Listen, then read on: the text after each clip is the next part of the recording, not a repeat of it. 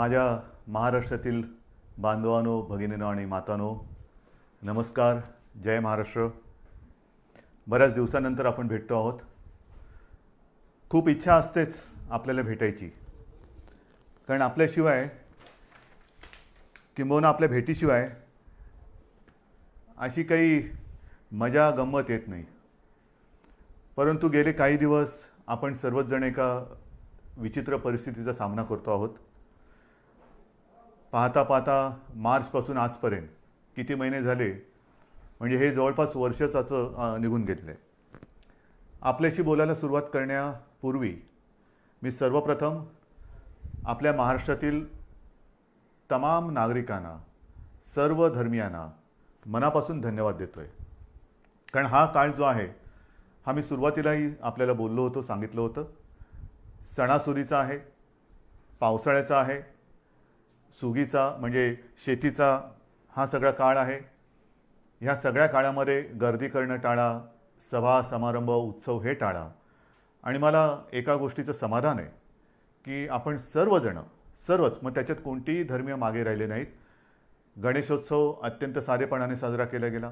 ज्या काही प्रथा परंपरा उत्सव, मग जैन धर्मीय त्याच्यात आले, मुस्लिम आले, पारसी आले, ख्रिश्चन्स आले, सगळ्यांनी आपापली एक सामाजिक जबाबदारी, त्याची जाणीव ठेवून या सर्व सणासुदीच्या दिवसामध्ये संयम पाळला. तुम्हाला खरंच धन्यवाद देतोय. हा संयम पाळत असताना गेले काही दिवस आपण पुनश्च हरिओम म्हणजे मिशन बिगिन अगेन या आपल्या कार्यक्रमामध्ये, कार्यक्रम म्हणजे पुन्हा आपली आयुष्याची गाडी, जीवनाची गाडी ही पूर्वपदावरती किंवा ट्रॅकवरती आणण्यासाठी प्रयत्न करतो आहोत. कार्यालयातील उपस्थिती वाढवत आहोत.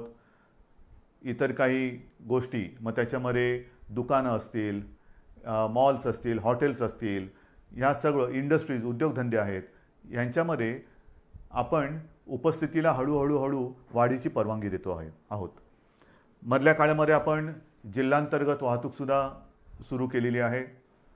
एकूणच पूर्णपणे आपण आपल्या आयुष्याची गाडी ही मार्गावरती आणण्याचा प्रयत्न करतो आहे. साहजिकच आहे, ह्या तीन गोष्टी एकत्र आलेल्या आहेत. एक तर आपलं आयुष्य पूर्वपदावरती आणणं, त्याच्यामध्ये सणासुदीचे दिवस, त्याच्यात पावसाळा, जी मला एक थोडी भीती होती आणि आहेच, ती समोर दिसते आहे. कोरोनाचं संकट गेलं तर नाहीच, पण ते वाढत चाललेलं आहे.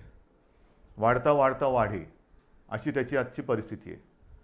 संपूर्ण जगामध्ये जणू काही दुसरी लाट येते की काय, किंवा आले की काय, अशी भीतीदायक चित्र आपल्यासमोर येत आहेत.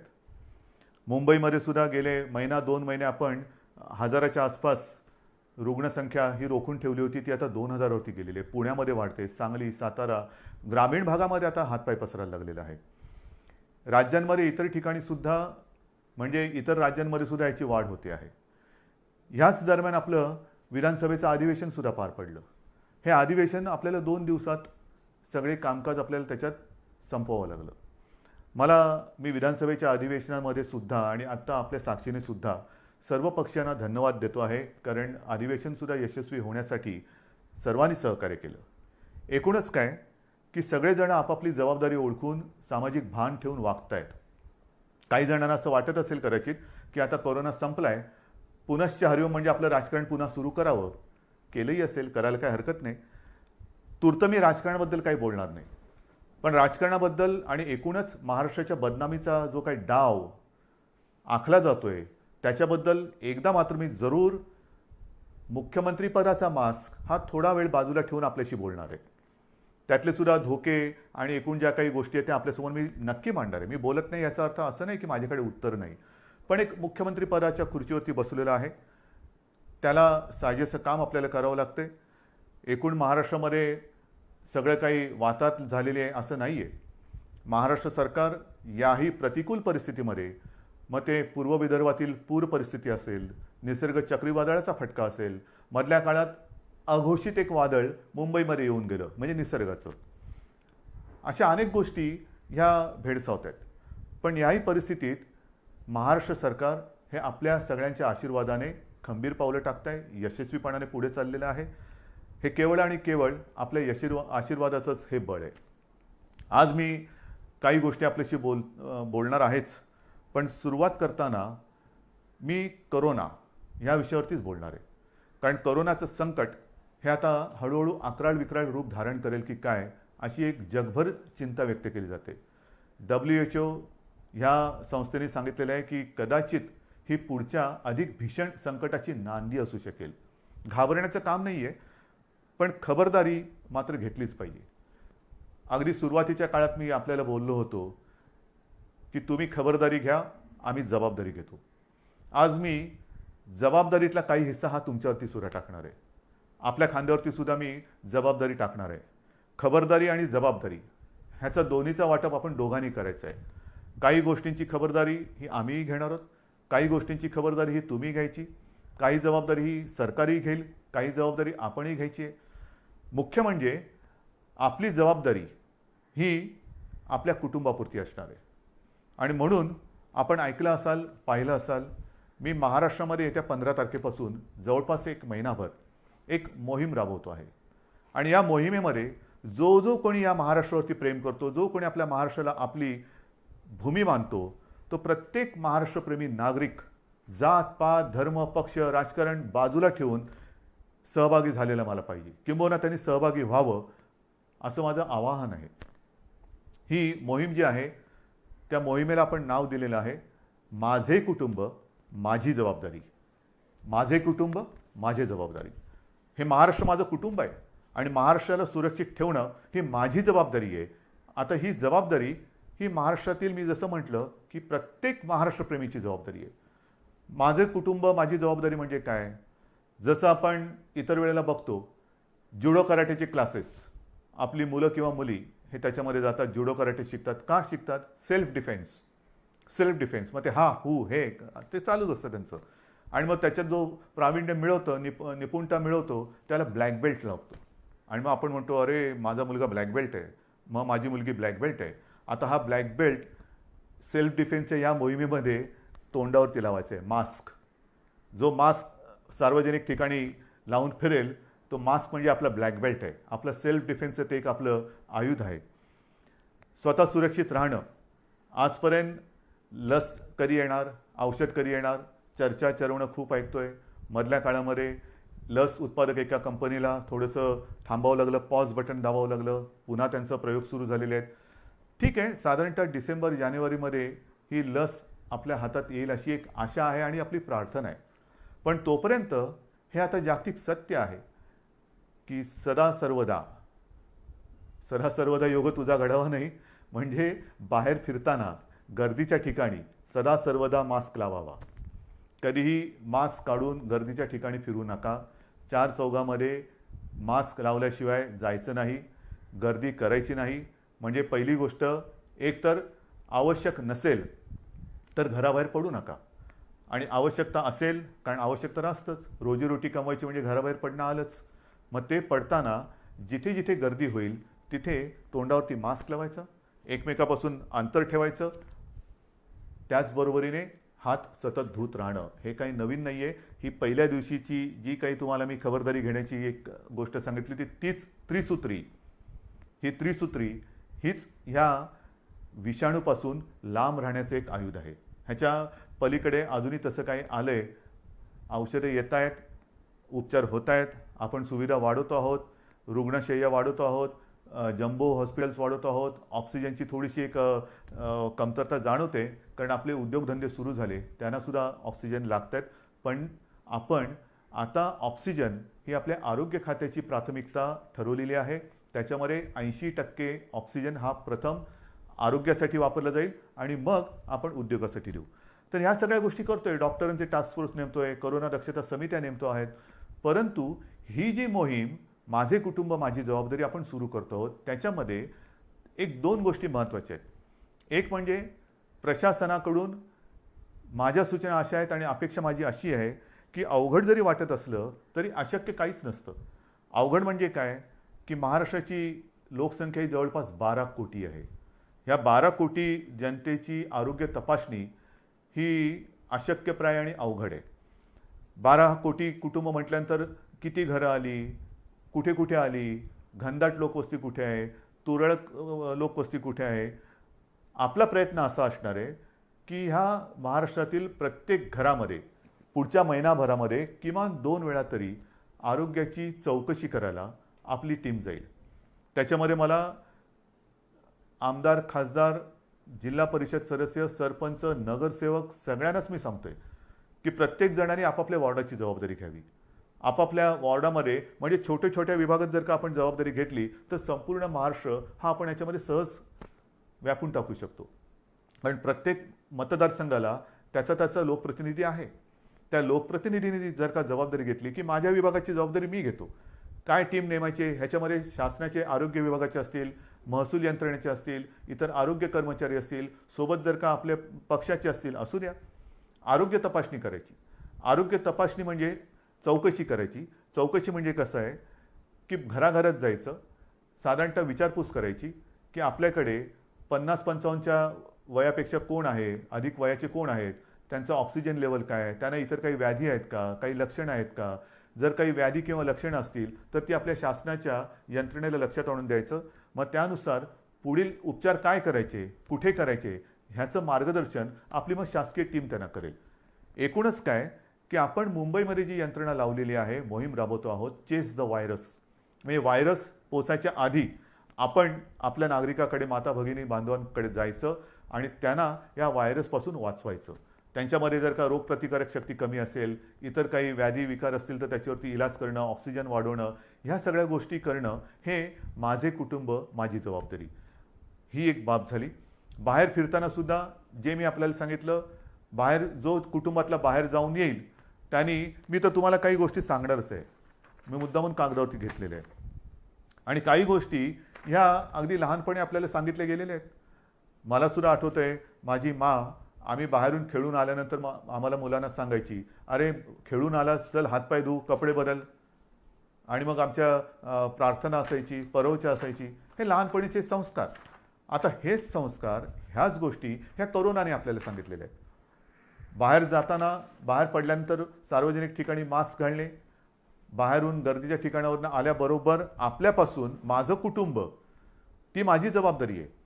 मग समजा मला माझ्याकडनं कुठून त्यांना प्रादुर्भाव झाला, संसर्ग झाला, तर कुटुंब धोक्यात येऊ शकतं. आणि म्हणून मी बाहेरून आल्यानंतर पहिले जोडे बाहेर काढा. बाहेर सगळं फिरून आल्यानंतर चपला घालून आत यायचं नाही, बूट दाराशी काढायचे, आत आल्यानंतर हातपाय स्वच्छ धुवायचे, जर वाटलं आपल्याला तर आंघोळ करा, कपडे धुवायला टाका. या साऱ्या गोष्टी आहेत. रस्त्यावरती थुकू नका, सार्वजनिक ठिकाणी शिंकू नका, खोकू नका, या साऱ्या गोष्टी आहेत. पण त्याच आता आपल्याला कटाक्षाने पाळावे लागत आहेत. आणि म्हणून लोकांमध्ये वावरताना सुरक्षित अंतर ठेवावे, मास्क घालावा, हात वारंवार धुवावे. इतर व्यक्तींशी बोलताना हे आणखीन एक महत्त्वाचं आहे, इतर व्यक्तींशी बोलताना फेस टू फेस, काय मी त्याच्या तोंडावरती बोललो नाही, तोंडावरती नका बोलू. जरा समोरासमोर बोलण्याचं टाळायचं आहे. आणि बोलताना जरा फेस टू फेस न बोललं तर अधिक चांगलं. त्याच्यानंतर ऑनलाईन खरेदीवरती भर द्यायचा. जिथे जिथे सुपर मार्केट असतील किंवा काही सार्वजनिक बाजार असतील तिथे गर्दी नसलेल्या वेळी जावे, गर्दी करू नये. दुकानातील वस्तूंच्या सॅम्पलला कारण नसताना हात लावू नये. सार्वजनिक वाहनातून म्हणजे जसं शहरांमध्ये आपण आता बसेस सुरू केलेल्या आहेत, लोकलसुद्धा काही वर्गांसाठी सुरू केलेल्या आहेत, आणखीन काही त्याच्यात वाढ करतो आहोत, लोकलची वारंवारता वाढवतो आहोत, आणखीन हळूहळू सगळ्या गोष्टी आपण वाढवत जातो आहोत. पण सार्वजनिक वाहनात असाल तर बोलू नका, शक्यतो कमी बोला. त्याच्यानंतर बैठका, जशा बैठका आता मुख्यमंत्री घरी बसून काम करतात, घराबाहेर पडा. पण त्यांना कल्पना, हे माझ्यावरती जे आरोप करतायत ते जिथे गेलेले नाहीत, तिथे दुर्गम भागात मी व्हिडिओच्या माध्यमातून जाऊन येतो, फिरतो, तिथे मी सूचना देतो. जिथे तुम्ही पोचू शकत नाहीत, गेलेला नाहीत, तिथे मी जातो आहे, मी बोलतो आहे. कसा? या तंत्रज्ञानाच्या माध्यमातून. तर जिथे जिथे आवश्यकता असेल तिकडे किंबहुना जर का आपल्याला बैठका घ्यायच्या असतील तर व्हिडिओ कॉन्फरन्सिंग करा. हे फार महत्त्वाचं आहे. त्याच्यानंतर जर लक्षणं आढळली, कोणाला जर का वाटलं, लक्षणंसुद्धा आता मी सगळ्या काही गोष्टी तुम्हाला सांगत नाही जाणार, बऱ्याचशा गोष्टी आपल्याला कल्पना आहे.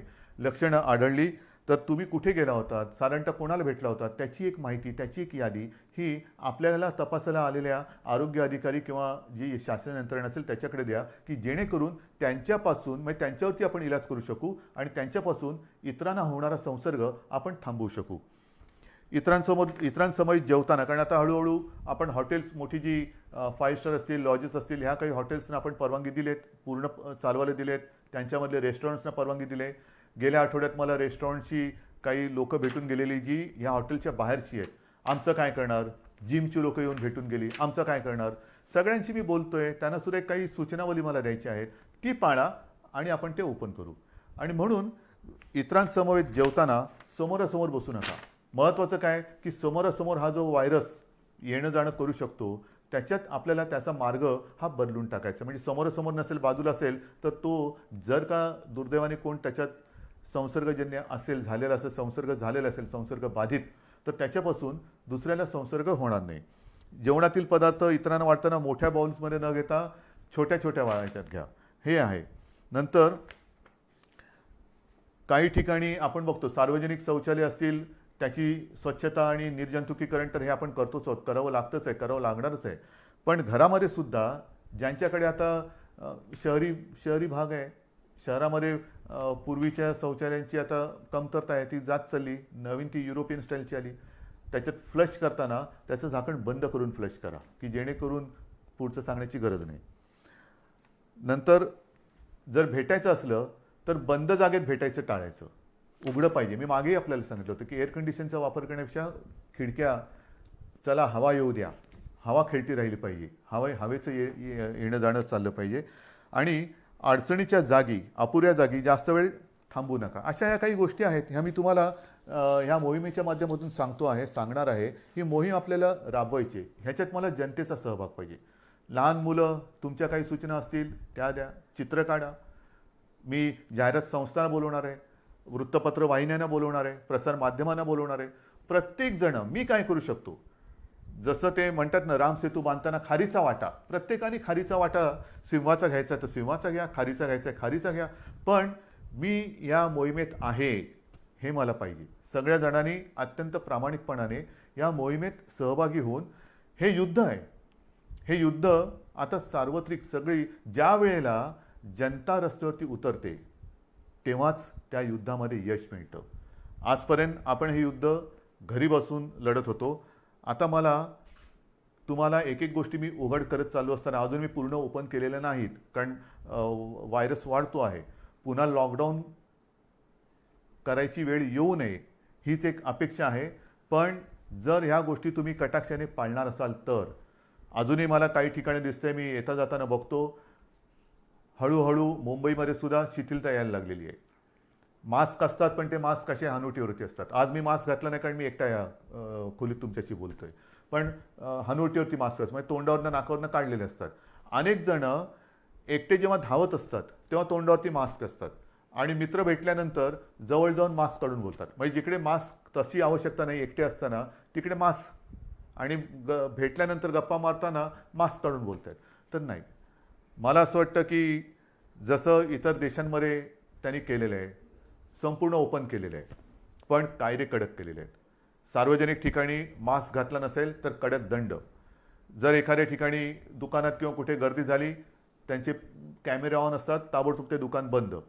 बसमध्ये सुद्धा किंवा मेट्रोमध्ये सुद्धा गर्दी झाली, ताबडतोब तिकडे ती कारवाई केली जाते. तर ह्या काही गोष्टी ह्या कायद्याने करण्याची गरज आहे का? का आपण आपली सुरक्षितता किंवा आपली जबाबदारी आपण पार पाडू शकत नाही का? आपण करू शकतो, पण हे कायदे काही ठिकाणी आपल्याला जरूर करावे लागणार. जर का मास्क घातला नाही, दंड करावा लागणार. गर्दी झाली, पुढची थोडीशी कारवाई करावी लागणार. तर अंगवळणी या गोष्टी पडेपर्यंत थोडंफार आपल्याला या गोष्टी समजून घ्याव्या लागतील. शिथिलता आपल्या वागण्यात येता कामा नये. आयुष्यामध्ये हे संकट हे कदाचित जगावरचं पहिलं महाभयानक संकट असेल, आणि त्याचा सामना आपण करतोय, आपली पिढी त्याचा सामना करते आहे. आणि हे संकट हे शेवटचं असेलच असं नाही, कदाचित पुढे अशी संकटे येऊ शकतील, आणि एकूणच ह्या संकटातून बाहेर पडताना पुढच्या संकटाचा सामना कसा करावा ते ह्या संकटातून आपण शिकू शकतो. हे झालं या कोरोनाच्या बाबतीमध्ये. पण गेल्या काही दिवसामध्ये ज्या काही गोष्टी आपण सरकार म्हणून केलेल्या आहेत, वादळं मागून वादळं, मग ती निसर्गाची वादळं असतील, राजकीय वादळ तर ठीक आहे, त्याचा सामना तर मी करेन तुमच्या सगळ्यांच्या सोबतीने.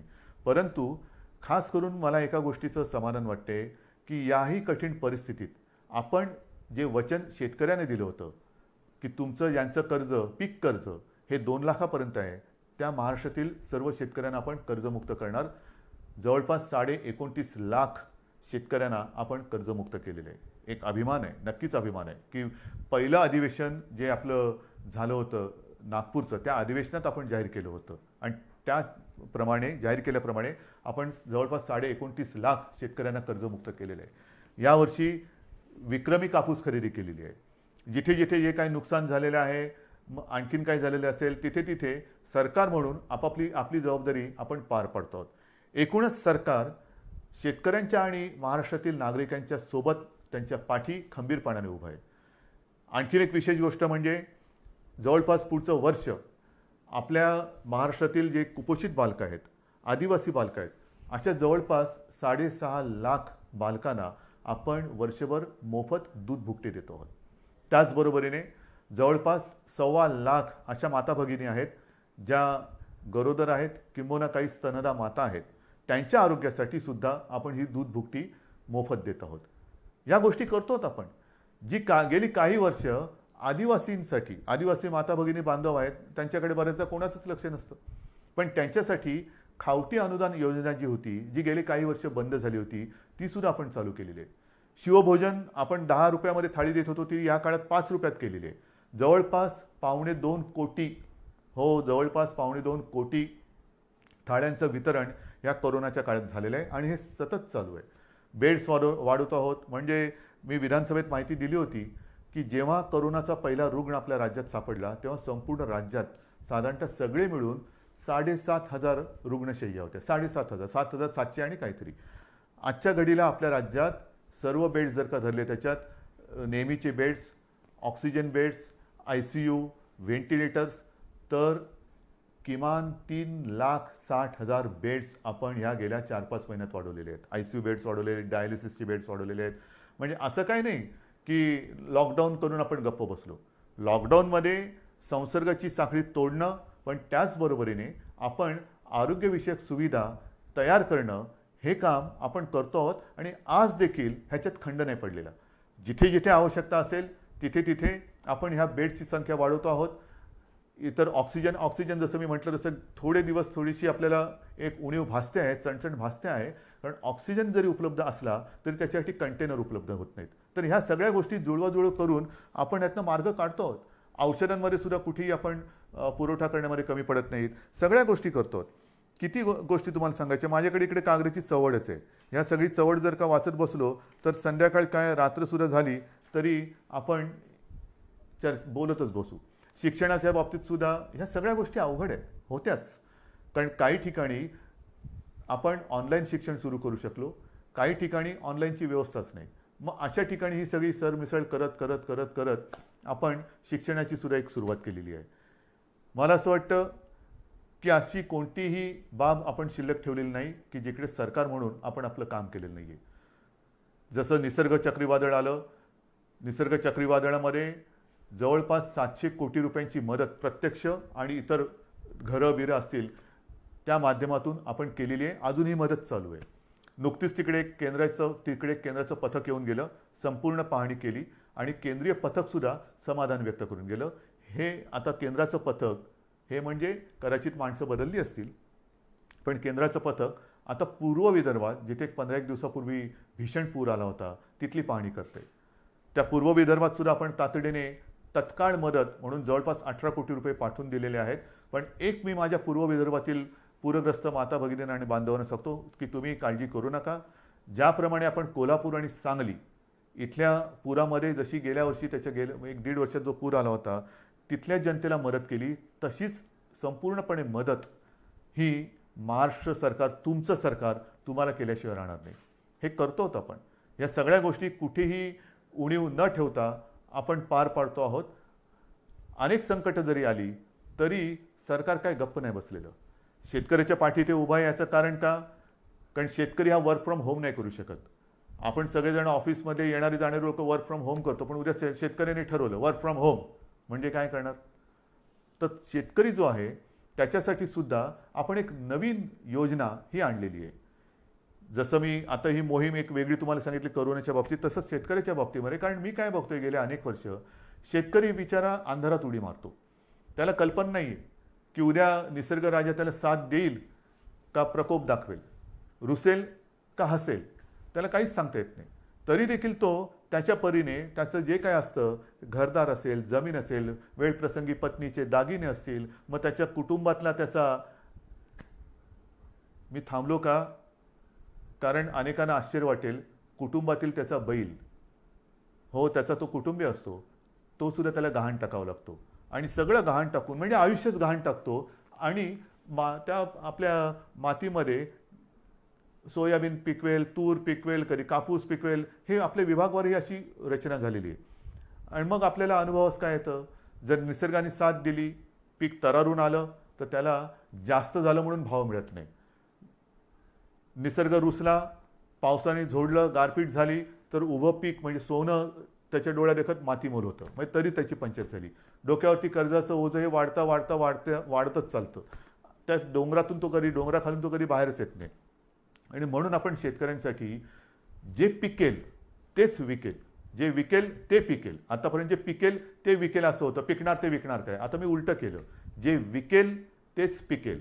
म्हणजे काय की साधारण कृषी खातं जे आपलं आहे ते एकूण जगभर बघेल, राज्यात बघेल, देशात बघेल की यावर्षी कोणत्या पिकाला बाजारपेठ आहे, कोणतं पीक कुठे विकलं जाईल, कापूससुद्धा किती विकला जाईल, कोणत्या दर्जाचा विकला जाईल, सोयाबीन असेल, तूर असेल, तांदूळ असेल, मका असेल, कोणत्या प्रतीचा, कोणत्या दर्जाचा मका पाहिजे, तूर पाहिजे, सोयाबीन पाहिजे. आणि तसंच बी बियाणं हे शेतकऱ्याला दिलं जाईल.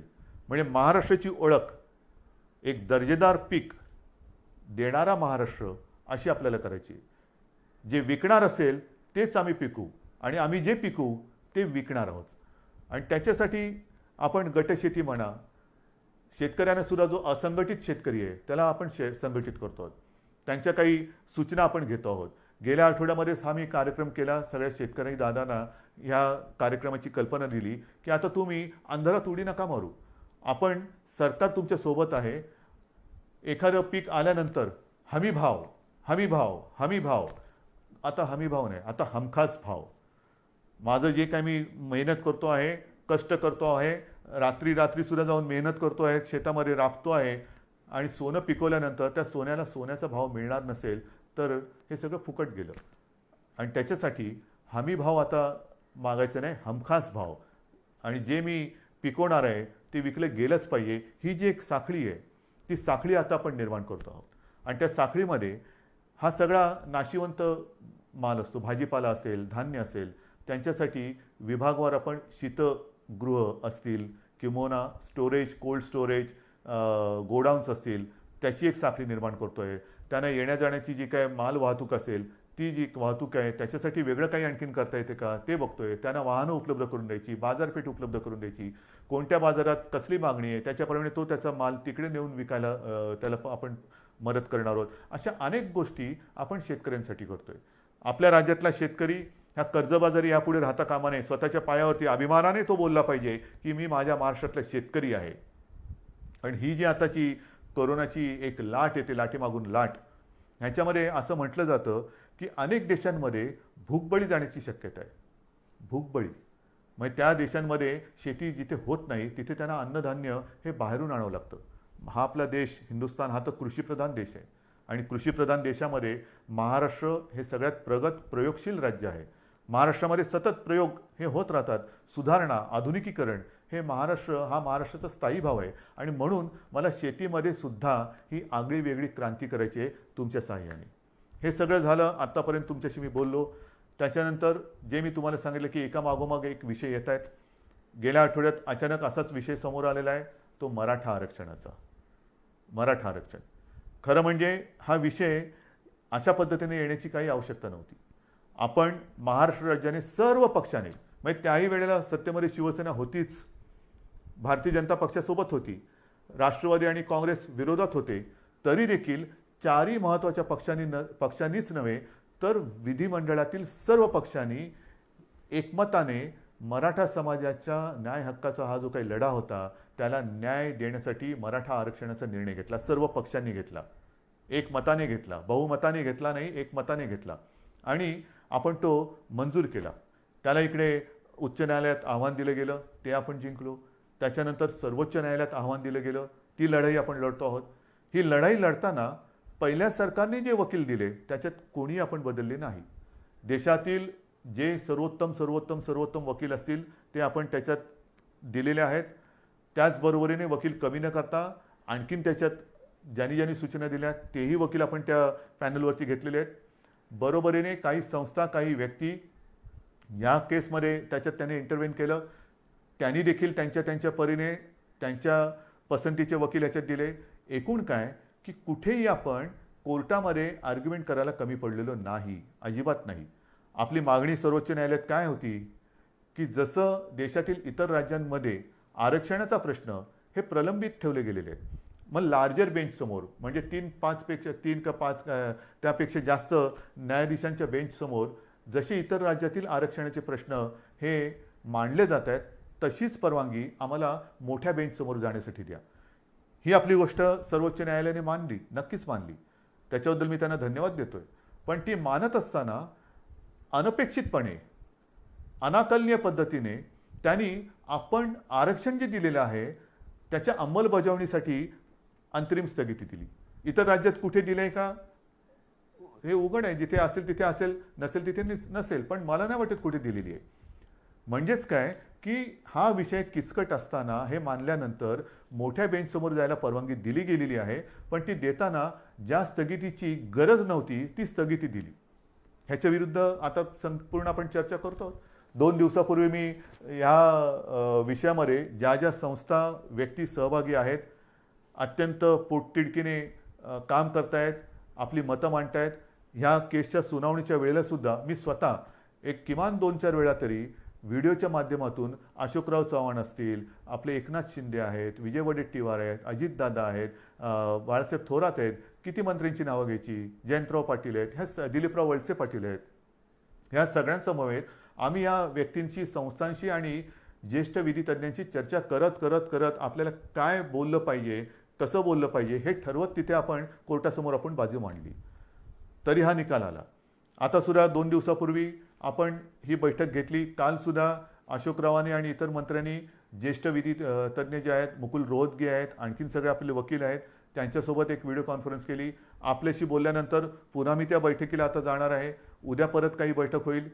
एकूण काय की सर्वांची मतं लक्षात घेऊन पुढे काय करायचं, जोपर्यंत ह्याचा निकाल लागत नाही तोपर्यंत आपण पुन्हा कोर्टात तर जाणार आहोत, पण ते जाताना नेमकं काय गाऱ्हाणं मांडायचं, कोणासमोर मांडायचं, कसं मांडायचं. अगदी विरोधी पक्ष नेत्यांना सुद्धा मी आपल्यासमोर येण्यापूर्वी फोनवरती बोललेलं आहे. ते बिहारमध्ये आहेत आत्ता. परवाच्या बैठकीला ते येऊ शकले नाही कारण ते बिहारला गेले होते आणि त्यांनी मला सांगितलं की कोणतेही राजकारण न करता उद्धवजी आम्ही या समाजाच्या मागणीसाठी सरकारसोबत आहोत. तर मला मराठा समाजाच्या माता भगिनींना आणि बांधवांना एक विनंती करायची आहे. तुमच्या भावना आणि आमच्या भावना वेगळ्या नाहीत. अन्यायाविरुद्ध लढा, आंदोलनं जरूर करा, काही हरकत नाही. पण केव्हा, जर सरकार दाद देत नसेल तेव्हा. इथे तर सरकार आपलं आहे, सरकारने निर्णय घेतलेला आहे. मग लढाई कोणाशी, कशावरती रस्त्यावरती उतरायचं, कशासाठी आपण आपला उद्रेक किंवा उद्वेग जो काय आहे त्याचं तो रस्त्यावरती आणायचा. आपण एकत्र आहोत. तुमच्या मागण्यांना आपण न्याय दिलेला आहे. त्याला आव्हान दिलं गेल्यानंतरही राज्य सरकार ही तुमची बाजू हिरारीने, जिद्दीने, चिकाटीने, चिवटपणाने आणि वेळप्रसंगी आक्रमकपणे ही न्यायालयासमोर मांडते आहे. सरकार तुमच्यासाठी भांडत आहे. तुमच्या सगळ्यांच्या सूचना त्यांचा गांभीर्याने विचार करून आम्ही मार्ग काढतो आहोत. आता मी काय काय काढू शकतो त्याच्यावरती मी बोलत नाही, कारण पुन्हा मी काय बोललो तर या केसवरती त्याचा दुष्परिणाम होऊ नये. पण सगळ्या सूचना आम्ही घेतलेल्या आहेत, अजूनही घेतो आहोत आणि त्याचा सारासार विचार केल्यानंतर कायदेशीररित्या आपल्याला पहिला एक दिलासादायक मार्ग काय घेता येईल तो सुद्धा आम्ही विचार करतो आहे. आणि तो केल्यानंतर पुन्हा कोर्टात तर जातोच आहोत, कारण मोठ्या बेंच समोर तर जायचंच आहे आपल्याला. हा निकाल तर आपल्या बाजूनी लागावा याच्यासाठी आपल्याला कायदेशीर लढाई करायची आहेच. ती करण्यात कुठे तसूभर सुद्धा हे सरकार मागे राहणार नाही, हे वचन मी परवाच दिलेलं आहे. आजही पुन्हा ते मी देतो आहे. आणि म्हणून मी आपल्याला विनंती करतोय की सरकार आपल्यासोबत आहे. सरकारने निर्णय घेतलेला आहे. हा निर्णय घेतल्यानंतर एकतर एक कोरोनाचं संकट आहे, त्याच्यात अधिक आंदोलनं मोर्चे कृपा करून काढू नका. ज्याची खरंच आवश्यकता नाही ती एवढ्यासाठी की संपूर्णपणे अगदी शब्दशः सरकार हे तुमच्या भावनेशी सहमत आहे.